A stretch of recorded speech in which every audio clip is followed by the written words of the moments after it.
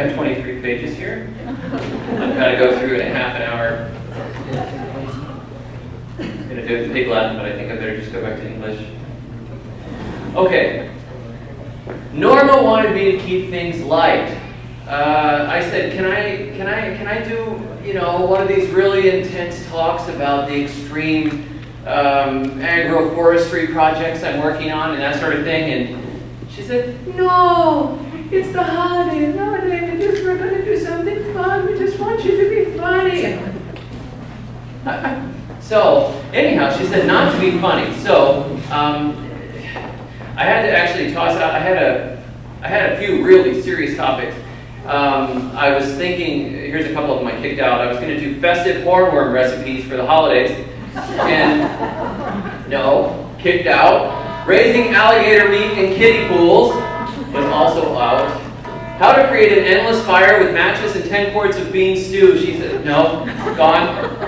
And making your own bathing suit. I was going to show you how to make a bathing suit from Spanish moss, but that's out too. So instead, my talk is titled, An Explosion of Growth, Surefire Gardening Success in Marion County, with additional information on Florida-friendly yards, neighborhoods, bird baths, and septic systems, and including notes on a variety of topics ranging from wildlife to rain barrels to agroforestry. So here we go, very simple and light. We live in a really tough place to grow things here in Marion County. Everybody will tell you, oh, you know, Florida, wow, you can grow mangoes. Or, oh, you know, okay, Florida, wow, yeah, that's right, citrus. Well, if you've tried growing these things in Marion County, you know it doesn't work very well. I'm from South Florida, and I've heard people complain about South Florida. Oh, it's so sandy, and all that kind of stuff. South Florida, the mango trees grow the size of oaks. You can grow stuff in South Florida that you can't grow here. I've also lived in Tennessee. In Tennessee, I had 2 apple varieties and 2 pear varieties and a couple of varieties of peaches. I could grow all kinds of cool stuff. I even had horseradish perennial in my yard, and I had asparagus, and I had, you know, all that kind of stuff. Here, we're right in between. We're sort of in Dante's County, hovering in the purgatory of Florida. We get way too cold. We have bizarre diseases that our citruses get. I mean, you look at them funny, they fall over. And we're a little too far north. We'll get, hey, wait, 78 degrees outside, and then tomorrow it's 20 overnight, and all the new growth on your lemon tree is gone, and it's over. So we're kind of in between. That's why we have the Florida-friendly landscaping, Florida-friendly yards and neighborhoods, all this stuff. I never get it right, Florida-friendly something. To be the tough side of Florida. So I've got their 9 principles, and then I've decided, since, you know, lone genius is so much better than government committees, I would give you my own ideas on some of these things. So here's the 9 principles. Right plant, right place. I mean, the new class is going to know this stuff for sure. They probably wake up in the middle of the night, come on! Right plant, right place! You know, anyhow. Water efficiently. Fertilize appropriately, mulch, attract wildlife, manage yard pests responsibly, recycle, manage storm water runoff, and protect the waterfront. So those are all great, but they don't go far enough. Those are just nice little base principles. And of course, we know that the Florida-friendly yards, neighborhoods, landscaping, septic systems was not handed down to Moses, you know, on Mount Sinai or anything like that. So here's a few of my thoughts. This is how you can kickstart your yard and take it to an incredible new level. You'll never have another brown patch ever. Nothing will die. As a matter of fact, it'll spill over into the neighbors' yards. Now, if you follow the plant list for Florida-friendly lawn landscaping and tree trimming, you'll be planting things like magnolias, hollies, pinto palms, viburnum, St. Augustine grass, junipers, blue-eyed grass, and all those kind of nice things. And they're great. But you have to water and stuff. You have to take care of it. The magnolia, if you don't water it, it starts to get bad. And you're like, oh, I spent $39.95 for that magnolia, and it's dying. You know, so don't, you know, that's all nice. But here, look, if you want fast, awesome growth, anybody here growing air potatoes?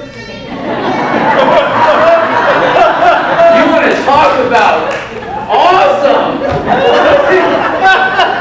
And interesting, I've been over to Kathy Bowers' house. She has the most beautiful spread of air potatoes that you've ever seen.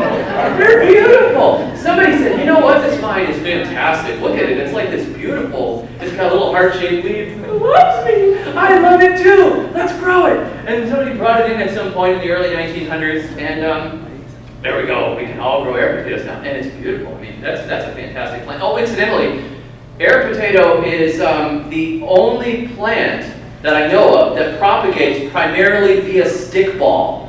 I don't know if you, when I was a kid, we had them growing on the church fence.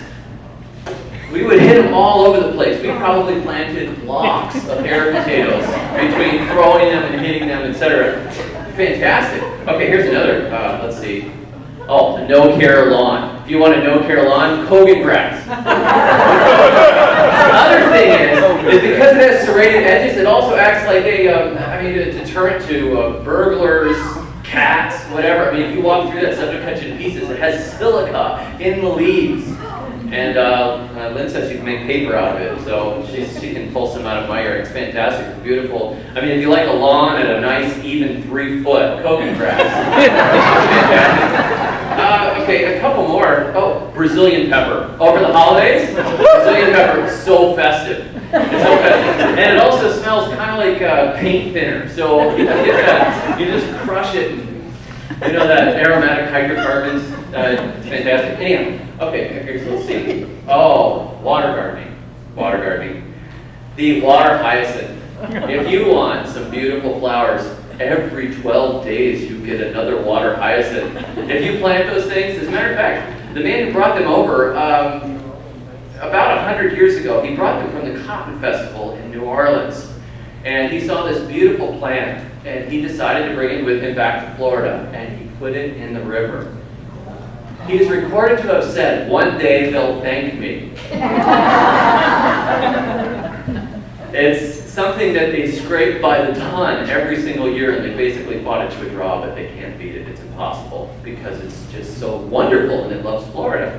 Oh, here's another mimosas, mimosa trees. When mimosa trees arrived in North America, the native plants said, "Mimosa, you're so beautiful. Please just join us. Every roadway, every mountain vista, mimosa trees." They're fantastic. I got them all over. Kathy has those too. As a matter of fact, I think all of these are in Kathy's. I'm sorry, Kathy. Okay. And you guys are familiar with the Discovery rover mission to Mars, probably, and they said they haven't found any life. Well, they haven't found any life except acres of Mexican petunias. The only life they found so far on Mars, and NASA doesn't want to tell us. Conspiracy. Okay, watering efficiently. Okay, I don't like to waste a single drop of water. Some of that water is fossil water. That water has been, that's when water falls into a pit, and over time it turns into rock. That's, anyhow, that's fossil water. We've got water everywhere, and we watch the springs are starting to fall and that sort of thing. So what we started doing is showering in the front yard.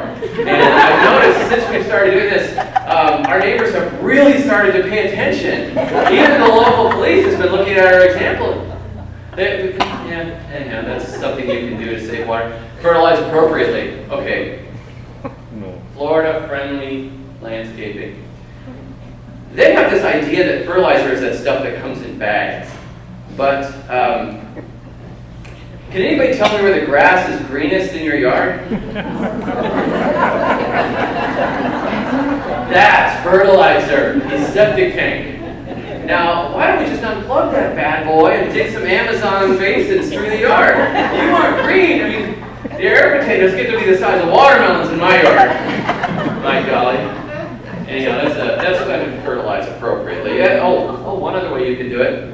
We always talk about runoff and that sort of thing. Why don't we take advantage of the gutter runoff? If you dig a pit latrine at the bottom of each one of your gutters, it's a natural flow through the yard, right into the ecosystem. Yes, complete the cycle. Anyhow, that's a couple ideas. I'm thinking Florida-friendly neighborhood lawn tree trimming, whatever it is. They're close. Oh yes, next on the list is mulch. Now mulching is easy. You just throw stuff on the ground. Everybody knows that. Just throw whatever you have, just throw it on the ground. There's not really much to say about that. I mean, glass, paper, Burger King wrappers, whatever, it's good. It keeps it, protects the ground. I pulled up old carpet out of the backyard. We bought a foreclosure, so we got all kinds of cool stuff. And there's worms underneath the carpet. I mean, they probably I don't know, they got a little disco ball down there, it's all shag. Anyhow. Attracting wildlife. Okay, I believe it was Selwyn a few months ago talked about attracting songbirds to your yard, and I thought, that's really cool. There are finches and this type of bird eats thistles, and this type nests in this size hole, and this, this type lives here, and this type lives here. There's some really beautiful birds. But I have never seen anyone taking care of one of the most majestic birds in Florida and one of the least paid workers in our entire system, and that is the vulture.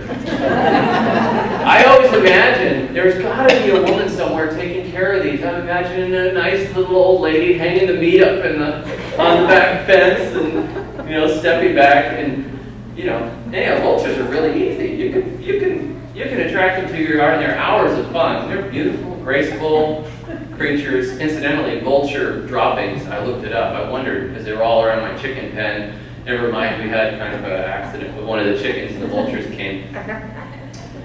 But I looked up vulture droppings. I thought, if there's a disgusting dropping, it has to be vulture. I cannot think of anything worse. I thought, are we going to walk through that stuff and then get AIDS or leprosy or something? It's like, ah! So anyhow, I looked it up. No, vulture droppings are actually so caustic. They actually are a sanitizer. They are completely safe. So I guess, I wouldn't touch them, but I guess you could put them in one of those little hand sanitizers of Purell Vulture. I guess it would be going really green if you could catch it, but no, never mind. Sorry, this is too much. But I looked it up. I thought it was very interesting that they're self-sanitizing creatures.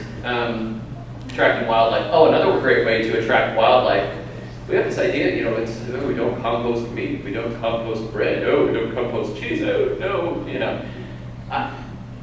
if you compost that stuff, particularly if you don't mix it with carbon materials, you will attract so much wildlife. All the little friends that will come to your yard, it'll just be like Cinderella, with their little cute mice and that sort of stuff, and rats and coons and whatever else. That's a good way to attract wildlife. So, meat, bones, soda, pancakes, chicken liver, sausages, leave the pile open. It's Florida friendly. Manage yard pests responsibly. Now, I thought a lot on this. A turret, one of my neighbors has a dog sign in his yard that says, my, Australian pit bull can reach the fence in half a second. How fast are you? I thought of doing that with putting a little picture of a crawling baby on there. My baby can reach the fence in 3 minutes, run. But it's, I don't know, manage yard pest responsibly. I guess you could always, if you're a woman, you could always send your husband out there and say, oh, there's a lion in the cabbages. Go get it. And if he goes out and he dies, and, I guess no loss. If the lion dies, no loss. It's sort of one of those things. Recycle. We always get told to recycle, but it's a pain in the neck. I have to walk all the way over to that bin and drop in the thing. It's hard. So, I wish Florida-friendly, Florida-friendly St. Augustine and Magnolias, Florida-friendly St. Augustine and Magnolias would ask us not to do things that are so difficult. It's really kind of a pain. So, I do have a way that I recycle bottles. I like to leave, the 2 or 3 bottles that my wife goes through, and, not really. She's nursing a baby, so only 1 bottle. And she doesn't drink. Anyhow.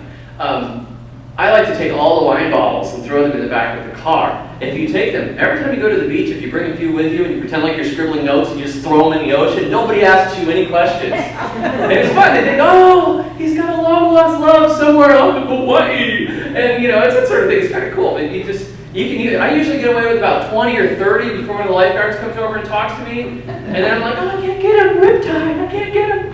So, that's one way. It's an idea. Manage stormwater runoff.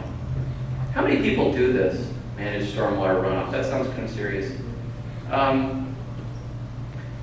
don't know if we're supposed to sandbag our yards or what, but I bought a couple of rain barrels because I thought that would be a good way to do it. Well, I didn't actually buy them. I made them out of 55-gallon drums. Actually, they were oil drums. So not only am I catching the water as it flows out of the top of the rain barrels, because you can get about 1,000 gallons off a roof in a good rain easily. So as it runs out of the top, it spreads rainbows down my driveway, down the street. I am beautifying the entire neighborhood. It is the most gorgeous, just that flow, Rainbow River. I guess that's where they got the idea, I don't know. So anyhow, yeah, that's Florida friendly as well. Protect the waterfront. Now this is a very serious one, as Francis Scott Key knew when he wrote Smoke on the Water. The waterfront must be protected. Now my recommendations were machine gun nests and mines, but then I found out that the recruiting for the Miami Marlins would go way down if they couldn't get some of those good Cuban baseball players occasionally. So I went, oh, okay, so we're going to leave basically South Beach open, I figured. But other than that, yeah, that's just what I got for protecting the waterfront. And, you know, I mean, some of these suggestions may be a little extreme. I don't know. I wouldn't call them too extreme. But anyhow, here are a few actual thoughts on right plant, right place. Believe it or not, there are actually some invasives that are somewhat useful, such as the water hyacinth. If you want to talk about an incredible biomass accumulator, right now what we're doing is we're scraping water hyacinth off of the top of the rivers, and we're piling it up and throwing it away. This stuff accumulates so many nutrients from the water, and like I said, it doubles in about 2 weeks. It's a horrible pain in the neck, but we will never beat it the way we're doing it. We're either spraying it with chemicals or scraping. They made big scrapers and they just scrape the rivers just to keep it open. That can be used for cattle feed. It can be used for chicken feed. It can be used for incredible fast compost because it actually comes with the water right in it. If you pile it up in a corner of your yard, you will have a hot compost pile. As soon as it's on land, no more reproducing in 12 days. It's going to die. And that is a resource. Right now, as of 3 years ago, it's been made illegal to propagate, to possess, to transport, to look at. Thou shalt not eat of the water hyacinth, and that day thou shalt surely die. That kind of thing. But there are uses for these things. As a matter of fact, since we beat it to a draw, there's nothing we can do. At this point, I would probably, there's got to be a way to grab some of this stuff and recycle. There are people clandestinely experimenting with it. I ran into a fellow who has filled an old swimming pool, like a foreclosure swimming pool, with it, and it's sitting there and it's doubling. And he scrapes it out. He gets a 55-gallon drum every week of water hyacinth, and he pours it on his compost pile. And so he's constantly just harvesting this thing. It's like, oh, you want to destroy our rivers? How about you work for me? And so there are uses for some of these things. Another one, air potato. Dioscorea bulbifera. That is the air potato that we're used to. That's the big one that looks like a golf ball. There's another one that looks kind of like a dark, the only difference is the bulbils. You can barely tell the difference. The bulbils are like little sausages, kind of a brown, dark, longer one. That one is Dioscorea alata. It's a very close cousin. It's also a staple food in Africa. If people know what they have, there are some seriously delicious tubers underneath the ground, and they can grow up to 100 or 200 pounds, one of those tubers, underneath the ground, if you can find it. And if you know it's Dioscorea alata, this is the time of year when you look on the fence and you see all those big ball things hanging there. They look like little asteroids. If they look like the light-colored asteroids, you've got bulbifera. That one has some endocrine-disrupting hormones in it, so you don't actually want to eat that. The other one, with a weird dark, you can look it up online, Dioscorea alata, is an edible. And so if people know some of these things, you can actually turn around and use it. Same thing, mimosa. Do you know why mimosa is so successful? Anybody have an idea why mimosa can just jump into the worst land by the side of the road and thrive? Okay, it's a member of the Fabaceae family. The Fabaceae family has some symbiotic relationships with various nitrogen fixers. And so peas, beans, clover, soybeans, those kind of things, where they plant a crop of that, the organic farmers will till it under, then they turn around and plant a crop of corn, and they don't have to fertilize the corn because they have little nodules on their roots that fix nitrogen. So if you've got mimosas growing in your yard, You can destroy them and tear them out and not deal with mimosas anymore because they make a whole lot of flowers and pods. Or if you're a master gardener and can manage these things, you can chop those suckers down. Every single year when they grow back, you chop it down. It will drop some of its root mass into the ground. And with that root mass comes a load of nitrogen around the root line of that tree. As a matter of fact, in some tropical food forest creations I've seen, they will take a tree like a mimosa or a leucaena or one of those nitrogen-fixing trees, they'll plant it in the same hole with an avocado or citrus or something else, and it acts like a nurse. That tree grows real fast. Mimosas will grow like you wouldn't believe. They're horrible to try and dig out. Extensive root system. They accumulate a lot of nutrients. They fix a lot of nitrogen. You chop that sucker down and you drop the top of it as mulch right around the tree next to it. Every time it starts to grow taller than that fruit tree, chop the top off and drop it. You're feeding the plant from the ground as it drops roots. You're feeding it from the top as you drop the mulch. So the nutrients that have been accumulated into those leaves are falling down. The nutrients that it's accumulated in the roots are coming out. I wouldn't say go plant mimosas because you don't know who's going to get your property next. And if you let that tree continue to grow, it will produce thousands and thousands of seeds that get spread all over the place. However, if you already have them on a piece of property and you don't have time to eradicate them, every time you cut them down, you're feeding the soil around it. So they can grow in horrible dirt and they act like a pioneer species. All they want to do is make a forest real bad. They're the first thing that comes in and they're followed by the big trees like oaks and other things like that. Eventually the mimosas can't compete with the shade. But there's something you can do. Water efficiently. Everybody knows water efficiently. I don't know much about irrigation and that sort of thing. I just try to make it so I don't have to water that much to begin with. Fertilize appropriately. There are other things we can use to fertilize other than the fertilizer in bags. Obviously, we can use manures, provided you don't get toxic manure, which is getting harder and harder and harder because of the herbicide contamination that we can't get rid of. And I've written on that multiple times now. I wrote for Natural Awakenings and some other magazines off and on about that pain in the neck problem. There are people that have composted human waste. I found an organization in Haiti that actually takes it, composts it for 2 years, and then they turn around and feed the gardens. This is in a country where you've got sand and eroded hillsides and no organic matter. They actually recycle the organic matter back in and plant trees on top of it. People have built outhouses, use the outhouse for a year or two, fill the top of that hole and plant a tree on it. That tree has years of fertilizer underneath it. Then, rather than dumping it into the septic or dumping it into the sewer, where it ends up becoming a waste problem, it actually becomes a resource instead. So there's ways to think about some of that sort of thing. And in making compost tea, you can grow stuff like you would not believe. There's a reason that the grass is greener over the septic tank. It's because the plants and animals and human beings are made to work in kind of a cycle like this. Again, that's another thing that's rather difficult to do, but there are, just by starting with compost, you're ahead of 95% of people if you compost your food scraps. Even here, we would have lunches and things like that, and the compost pile is over there, and we master gardeners would throw our banana peels in the trash. Don't do that, just throw it out there. It's not that hard. I mean, throw it by the door, I'll carry it out there, it's not that big a deal. Attracting wildlife. Okay, attracting wildlife.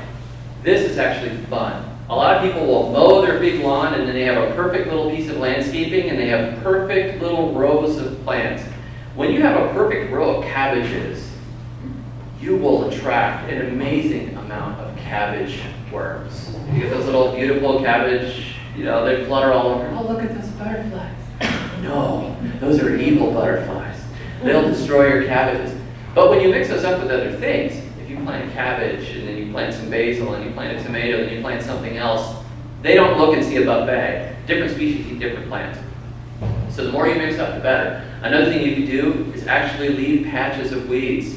Now this is horrible. Don't leave them necessarily in your garden, but people go, well, anyhow, there's a lot of native species in there. You know the Biden's alba plant that is called shepherd's needle or Spanish needle? It looks like a little teeny daisy, and it's a member of the Asteraceae family. And it has little hooks that always get in your socks, and they're little black seeds with 2 hooks, a little spike. Those things are, from what I read, either the second or the third biggest source for nectar for bees in the state. And it's a weed that grows by all the highways, it grows in every empty place, it thrives in disturbed ground. If you've got a little patch and you can leave that, I left a big area, there's a little kind of area of my yard that sunk in and was sort of useless. I let it grow with weeds, and I had so many butterflies this last year. Butterflies, and then along with that, I ended up with moths and dragonflies and all kinds of other stuff just because I left it alone. So something you don't have to be a Nazi about cleaning everything up. As a matter of fact, if you leave space, you'll really do quite well. Stick piles, rock piles, if you have spots where you can hide or stick some of those things, leave some old logs in your yard. I have very few pest problems because I mix, when I plant seeds, I don't just plant a row of all the same stuff, usually. Unless my wife likes everything to look very orderly so she knows where it is, and that makes sense. But I like to just throw seeds around and then try and guess what I planted later. It's sort of a game I play with myself. What is that? Oh, it's an air potato. But if you scatter the seeds around, I notice that the pests hardly know what to do. If you got a cabbage over here and a tomato over here, you might get a worm over here and a worm over here, but you don't end up with the plague proportions. You don't get multiple generations because they start skipping around. They go, this plant goes, I love brassicas, I hate nightshades. You're right next to a nightshade. He goes, no. Or this one goes, I'm going to eat an allium. Oh, wait, no, a carrot. I can't stand carrots. It's disgusting. My kids do the same thing. They don't want all of this stuff. They want the one thing that's delicious and make it harder for them. If you plant a row, they will all find it. And if you leave spaces with rocks and things like that, I've got lizards and frogs all over my garden all the time, and I know they're picking off some of the stuff. They don't eat the really freaky stuff like those shiny red, black beetles. You know, they know that those are toxic, but those are easy enough to find yourself. You can pick those off, throw them in the neighbor's yard. No, not in the neighbor's yard. So managing yard pests, you really don't have that much trouble with pests yet. I mean, if you get squirrels digging in your gardens and things like that, it's a pain in the neck. I had people ask me about that multiple times. It's like, well, this time of the year, they're just digging, they're dropping nuts everywhere. They're trying to make a forest. And sometimes they will make a forest in the middle of your cultivated or your raised beds. You can't really do much about it except watch for the squirrels and occasionally get some free protein if you're a good shot. And you can make jerky out of squirrel meat. I haven't tried it yet one of these days.